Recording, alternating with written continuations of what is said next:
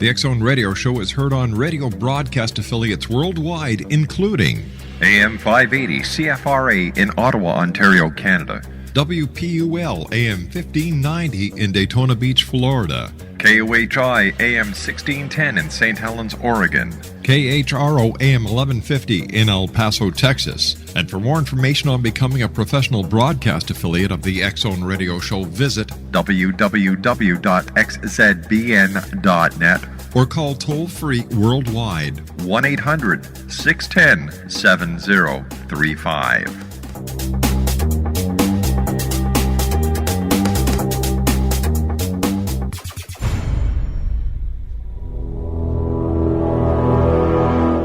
The X Zone radio and TV show is largely an opinion talk show. All opinions, comments, or statements of fact expressed by Rob McConnell's guests are strictly their own and are not to be construed as those of the X Zone radio and TV show or in any manner endorsed by Rob McConnell, Relmar McConnell Media Company, Talkstar Radio Network, its affiliated stations, or employees.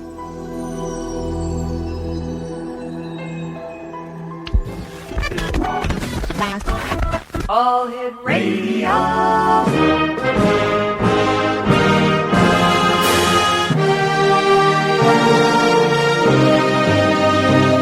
Welcome to the X Zone, a place where fact is fiction and fiction is reality. Now, here's your host, Rob McConnell.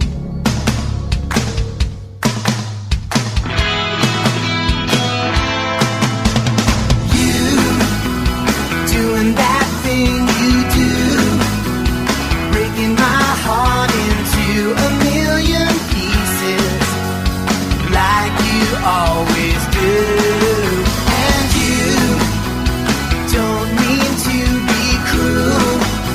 You never even knew about the heartache I've been going through. Well, I try to forget you, girl, but it's just so hard to do.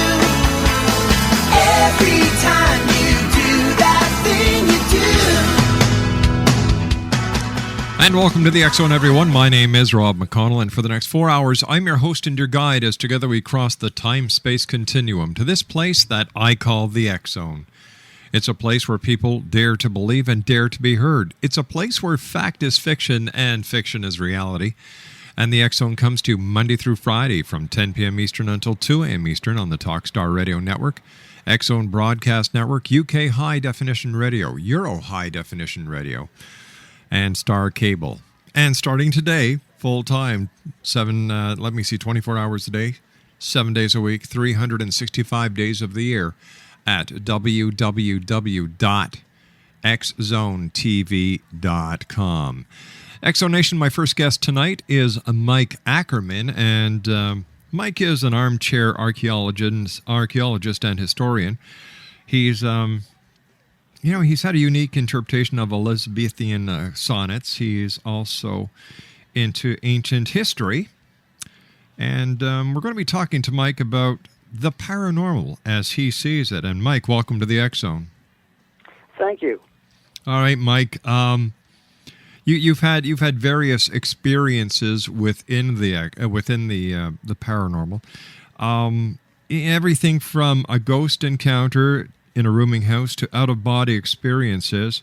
And I was just wondering if you could give us a little bit of a background into your fascination with the paranormal. I was always curious about it.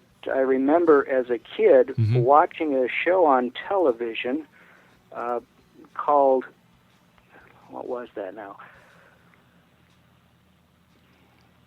Well, it was a show on TV. Zone, the Twilight Zone, and The Outer Limits. Outer Limits. That was it. Mm-hmm. I remember Outer Limits, especially being my favorite because they always ended it by explaining that there were experiences by people that sort of tied into their story as being real. Right. Whereas Twilight Zone was all fiction. Anyway, yeah. I didn't expect anything, but as time went on and I'm going through life, The first thing that happened to me was the encounter in the rooming house. It was the year after I graduated from college. I was living in a rooming house and suddenly was awakened in the middle of the night, something shaking me. All right, what we're going to do here, Mike, is take a little bit of a cliffhanger from old-time TV, because you and I have to take our first commercial break, so please stand by.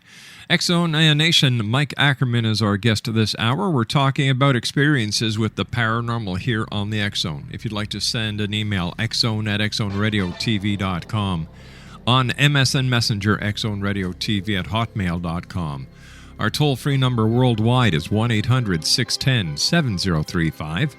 And our website, www.xzoneradiotv.com. I'll be back on the other side of this 2-minute commercial break as we continue our investigation into the world of the paranormal and the science of parapsychology here in the X-Zone. Don't go away.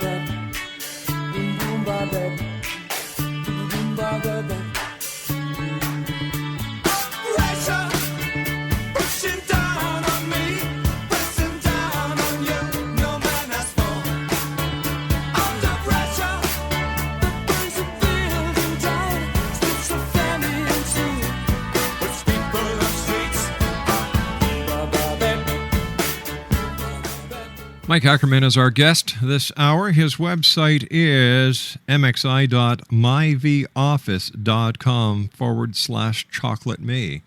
And Mike, we were talking about the rooming house experience that you had. So I was wondering if you could take us back to those days or that day and tell us what happened.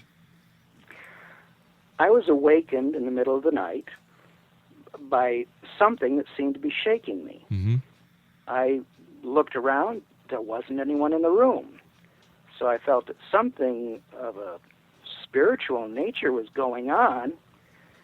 I didn't know what else to do other than to say, in the name of Christ, I command you to leave. Then I didn't think much of it until, some time later, at least a number of weeks, I was in discussion with the landlady about religion and spiritual things, and she just sort of confided in me. We were alone, and she says, "Don't tell anyone, but this house is haunted." And I asked, "Well, how do you know that?" And she explained that in one of the rooms, that during the night, a spirit will shake you to wake you up. And I said, "Oh?" And she said, "Now, don't tell him, but it's, so-and-so's room."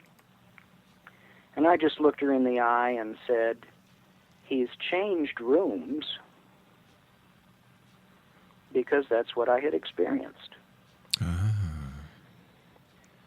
So I didn't think much of it after that. Did you ever find out who the ghost was or why the ghost was haunting that place? No. It was an older house in Kalamazoo, Michigan. I would say it probably was somewhere in the vicinity of at least 75 to 100 years old.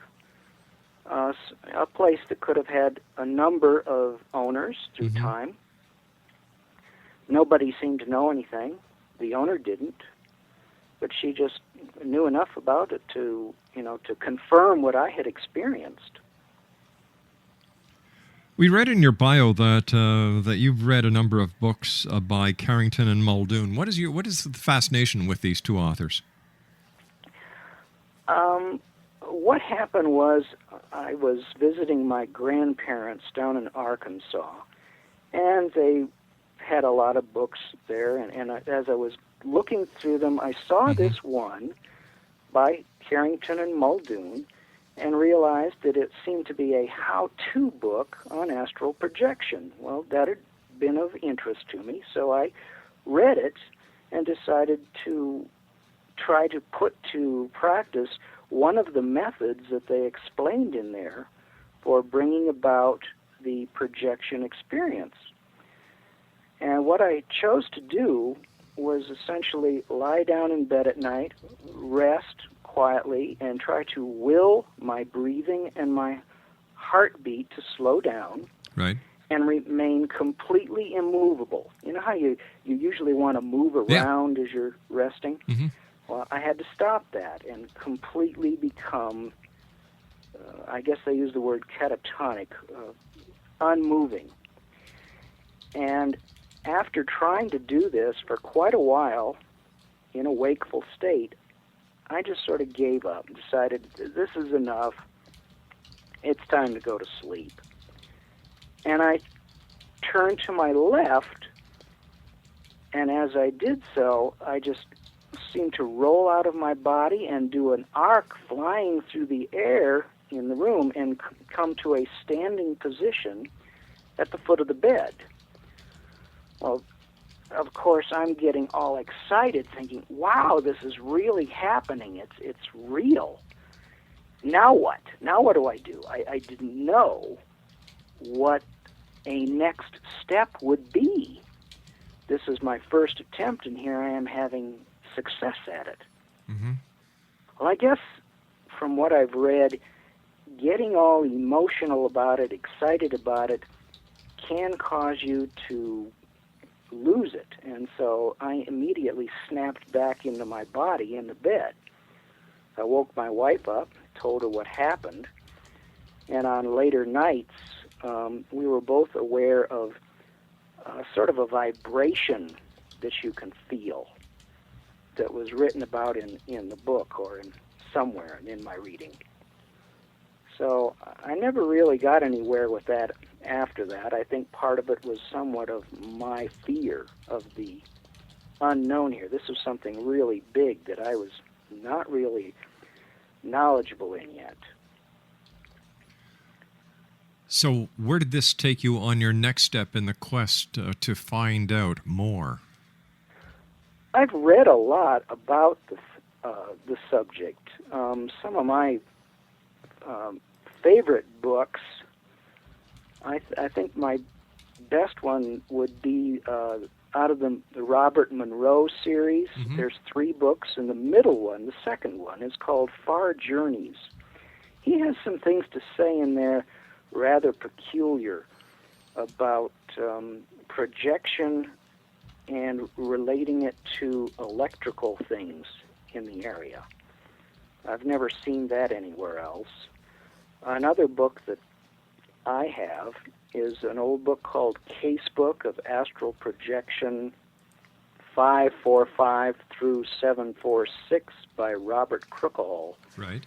It's just sort of a collection of experiences that people report, and it's just all the variety that is represented there. I know, going back to the Muldoon book, the Carrington Muldoon book, they just talked about the physical world we live in, and Muldoon was able to travel around in our world as a spirit. And yet other books talk about there being other dimensions or other worlds. I can't speak for anything like that from experience, but there seems to be some variety in people's experiences. Right.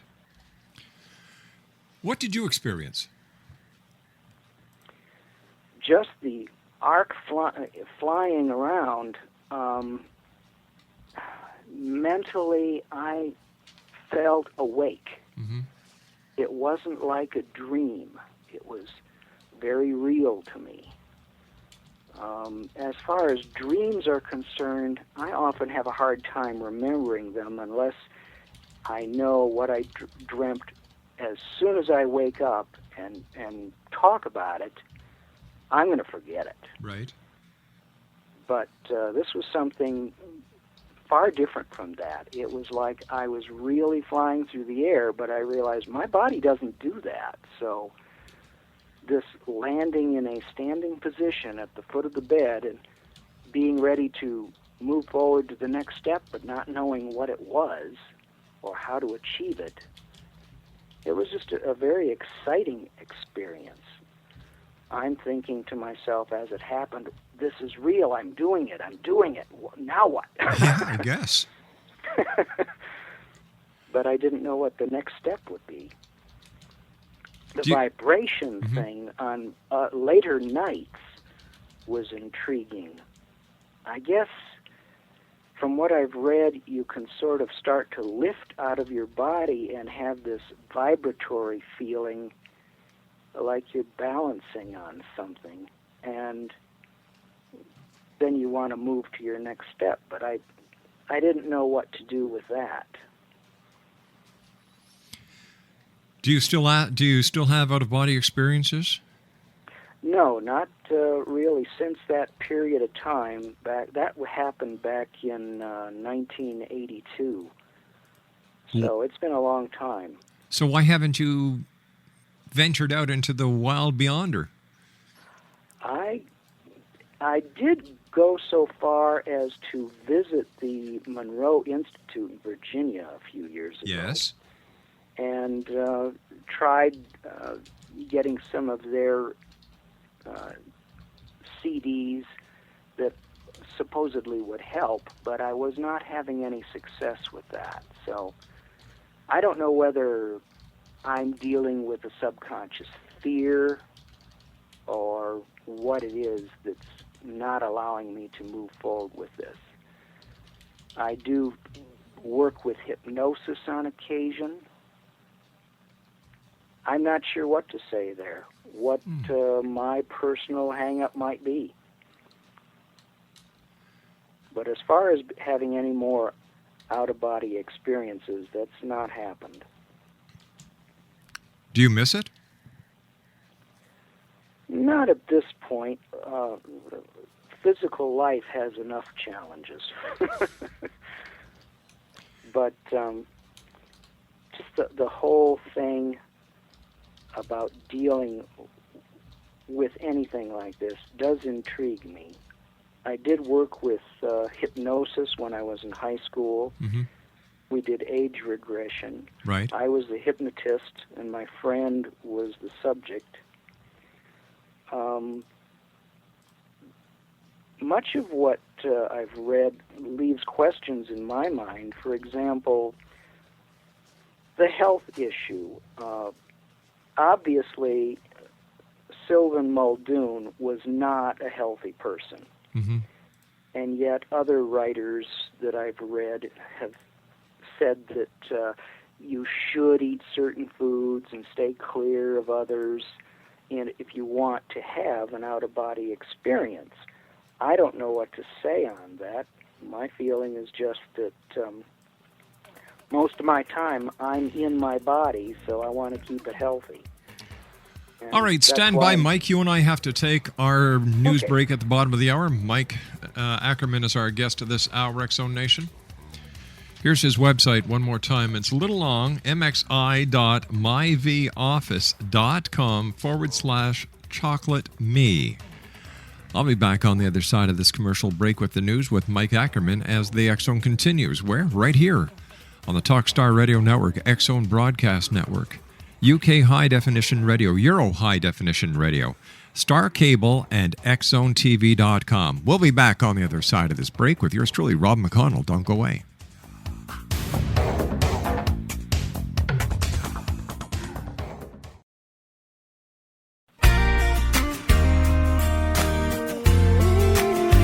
You're listening to the X-Zone Radio Show, live and around the world on the Talkstar Radio Network, X-Zone Broadcast Network, UK High Definition Radio, Euro High Definition Radio, and Star Cable. Our toll-free telephone number worldwide is 1-800-610-7035. Our email address, xzone@xzoneradiotv.com. on MSN Messenger, X-Zone Radio TV at hotmail.com, and our website. www.xzoneradiotv.com.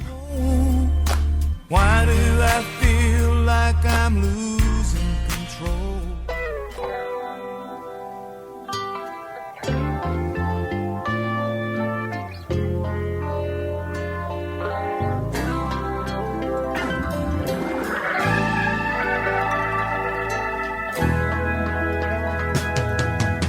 Stay away from my window.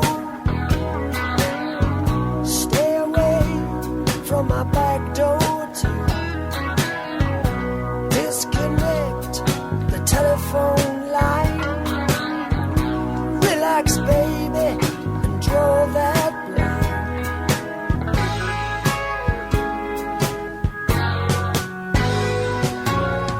Kick off your shoes and sit right down. Welcome back, everyone. Mike Ackerman is our special guest this hour. Mike, I understand you had a run-in with your grandfather's ghost. Not a personal run-in, but what happened was back in 2005, my daughter told me that she was going to be going to Arkansas with a friend and wanted to see the restaurant that I'd always talked about my grandfather having built. And so I told her where it was and how to get there in Eureka Springs, Arkansas. And she stopped there and told the owner of the restaurant that she was the great-granddaughter of the man who had built it. In their casual conversation, the owner told her that he thought that Grandpa was haunting the place. So when she reported that to me, I got very curious when I went back the next year in 2006, and I asked questions. I said, what about this haunting I hear goes on in this restaurant? I found that it changed hands. There was a new owner. They'd expanded the size and renamed it the Angler's Grill. And I was told that I was going to have to talk to the older staff in order to understand what was going on.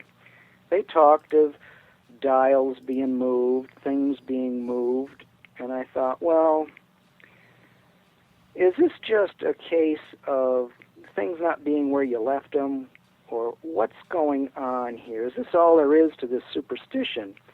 And they got adamant and say, no, we have seen him. We have seen the ghost.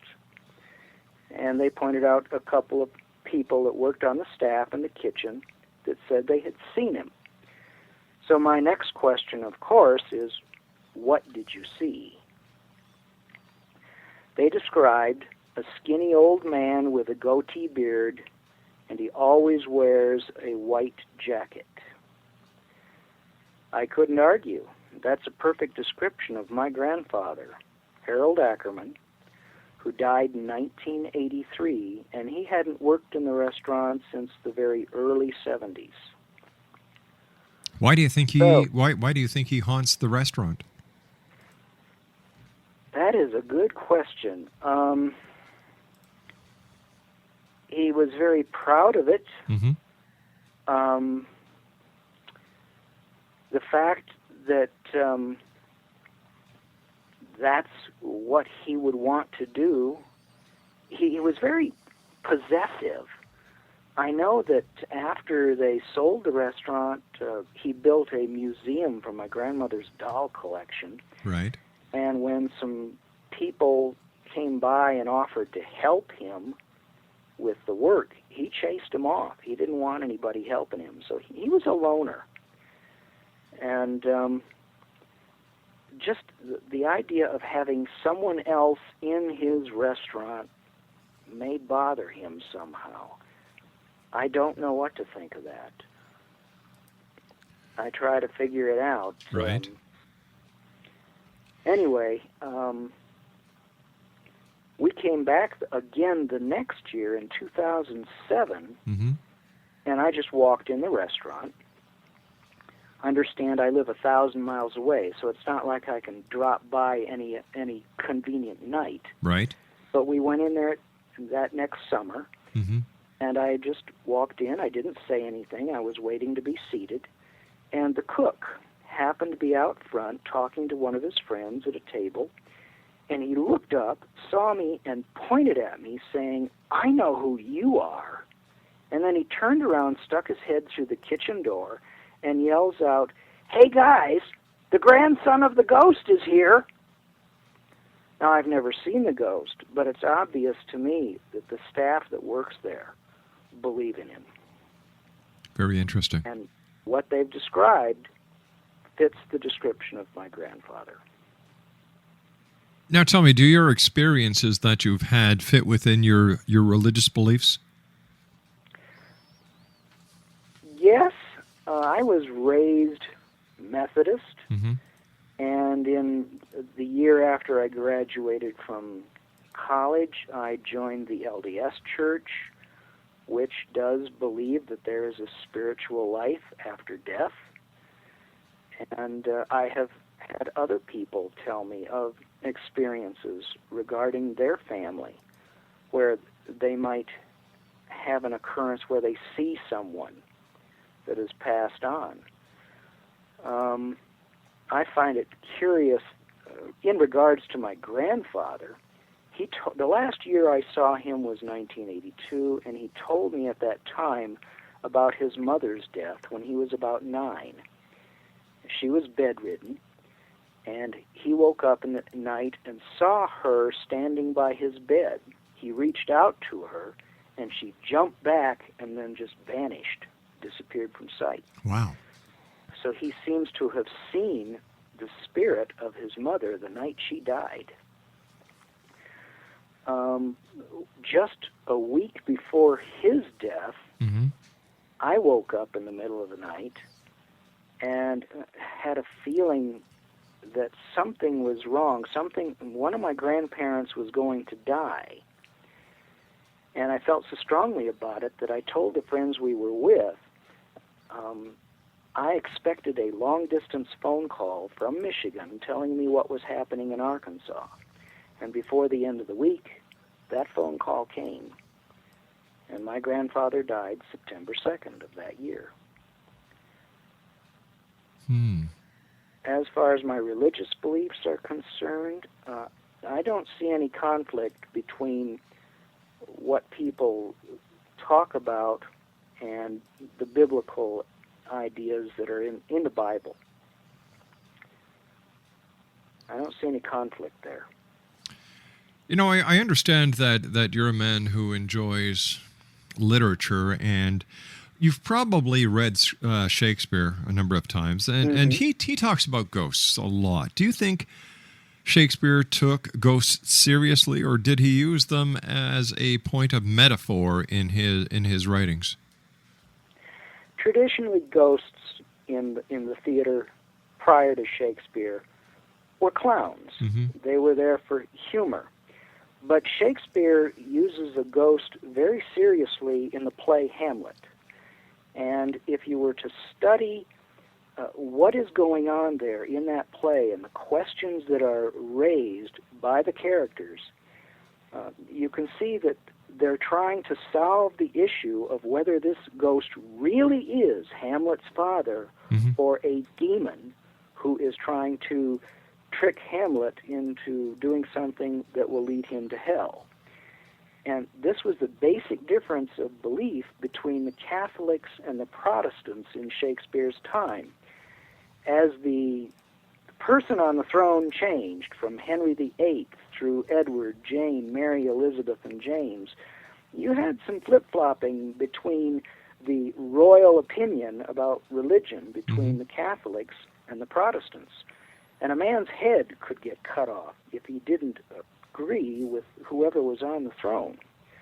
So I think that Shakespeare, in the play Hamlet, was purposely protecting himself by not really solving the problem at the end of the play. It can be interpreted either way. For the Catholic view, that ghosts can be of the dead, or the Protestant view, no way can it be of the dead, all ghosts are demons. Right, so basically what he was doing, he was appeasing as many as of the religious philosophies and religious theologies that he could. Yes, and, give them a nice entertainment on a subject that really bothers people without committing himself either way, so that Shakespeare kept his head. Why do you think there's so much controversy when it comes to ghosts, the paranormal, UFOs, Bigfoot, and everything else that fits within the realm of the paranormal that is being now investigated by parapsychology? We all like to be on top of things, in control of our world and our life. Mm-hmm. And as soon as something enters into our experience that we don't know how to deal with, it can be frightening. You can either approach it with fear or you can approach it with curiosity. My approach through life has been curiosity. It's only after a certain amount of experience that fear might kick in. Right. But that's my feel as to why you have such a variety of experiences and a variety of opinions. There are those who only believe in the physical world. They don't even believe that there's a spiritual life beyond this. Once you're dead, you're dead. I can't believe that. I think from what I've experienced, there is definitely something spiritual about us that we have to learn to understand. It's what's taught throughout religions of the world. There's just different opinions based on different people's experiences as to what that truth actually is. Do you think that there's a connection between different segments of the paranormal with each other? For example, is there a connection between ghosts and UFOs? I have no personal experience with UFOs there's a close friend of my parents' generation, right, who I knew and trusted as a very serious kind of person, not one to practice a joke or a prank on people. And they lived outside Oxford, Michigan, and had some goats, and the kid's job was to milk the goats each night. Right. They came back one night saying that there was some strange lights in the sky, and he went out with some high-powered binoculars and looked at this light that the kids were talking about and said that he could actually see doors opening and closing on what I guess you would call a super ship, and the smaller ones flying in and out of those doors. Whatever it was, I would say it was of the physical world, whereas ghosts I consider part of the spiritual world. So the two things don't necessarily have to go together at all in my mind. It's like talking about Bigfoot or the pyramids. I don't expect to find Bigfoot living in a pyramid, but the two things are very real, possibly, from what people have said. We just don't know about them. So many new kinds of animals have been found.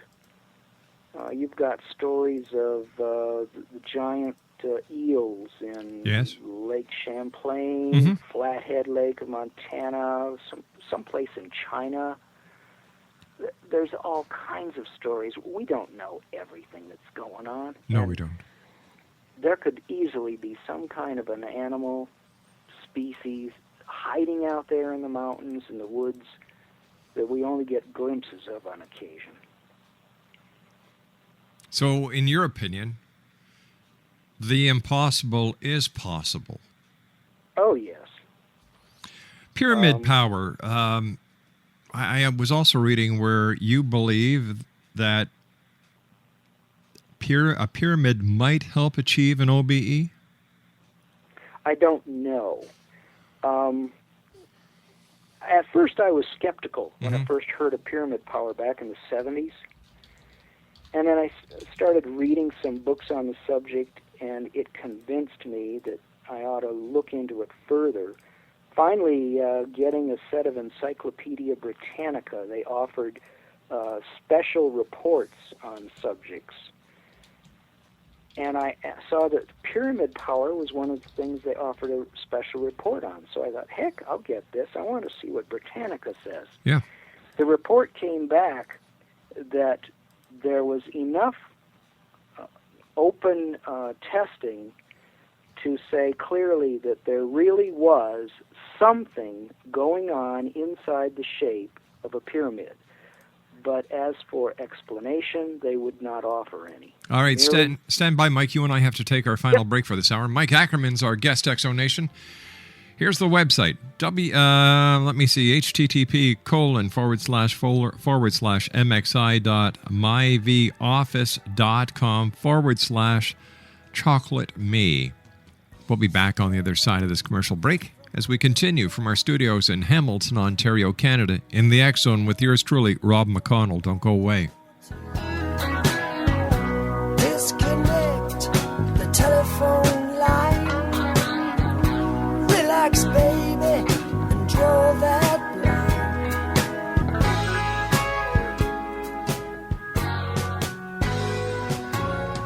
Kick off your shoes and sit right down. Loosen up that.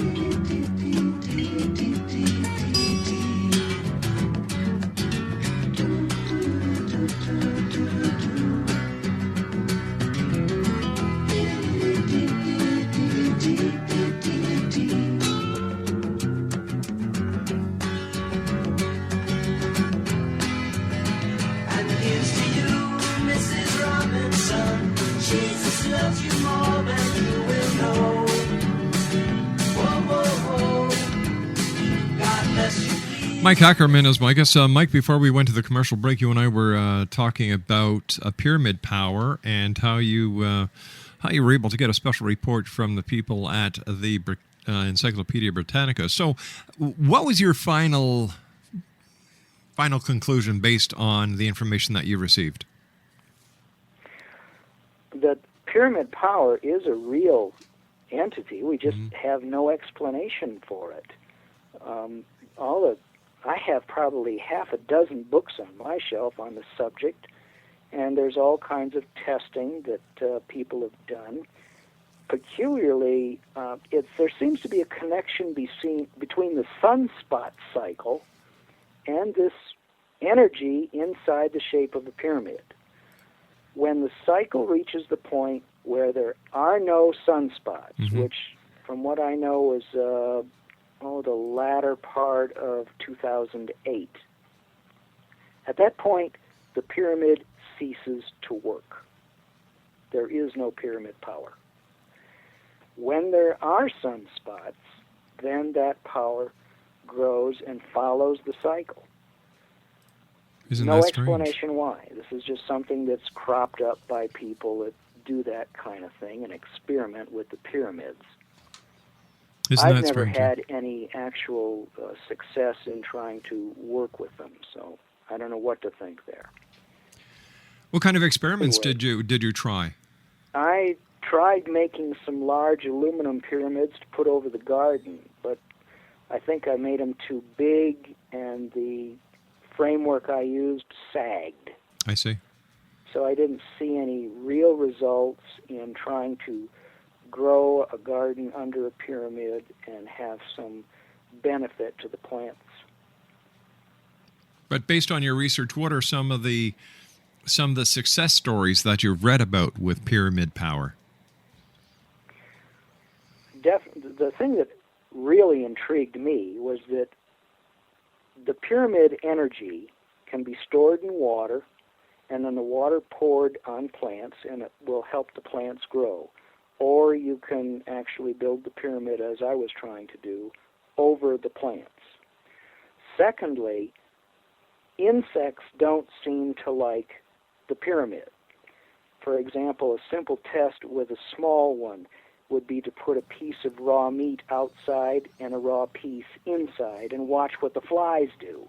The flies will cover the piece of meat that's outside the pyramid, but they'll not do anything to the meat inside the pyramid.